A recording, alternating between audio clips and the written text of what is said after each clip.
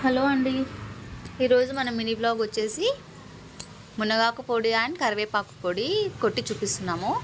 So video ఎక్కడ skip చేయకండి. మేము ఫస్ట్ కరివేపాకు అండ్ మునగాకు తెంపి ఇలా నీట్గా పెట్టుకున్నాము. అయితే మునగాకులో రెడ్ కలర్ ఇట్లా పండిన ఆకులా ఉంటుంది కదా, అలాంటివి అయితే మనకి యూజ్ చేయొద్దు. ఇలా నీట్గా తెంపి వాష్ చేసుకొని పెట్టుకోవాలి. ఇందులోకి మనము కొన్ని వేరుశనగ పప్పులు అండ్ శనగపప్పు, కందిపప్పు, అలాగే మినపప్పు, నువ్వులు, ఇంకా ఎండుమిర్చి, ఇలా మనకు కావాల్సిన ఇంగ్రీడియంట్స్ అయితే ఇలా ఆయిల్లో సపరేట్గా వేయించుకోవాలి. అలాగే కొద్దిగా జీలకర్ర కూడా. లాస్ట్కి మనం మునగాకుని అండ్ కరివేపాకుని కూడా వేయించుకోవాలి. కొద్దిగా ఆయిల్ వేస్తూ వేయించుకోవాలి. ఇలా బాగా ఫ్రై అయ్యాక ఈ పప్పులన్నీ కూడా నీట్గా సపరేట్గా అన్నీ పౌడర్ చేసుకొని లాస్ట్లో ఇలా అన్నీ కలిపేసుకోవాలి.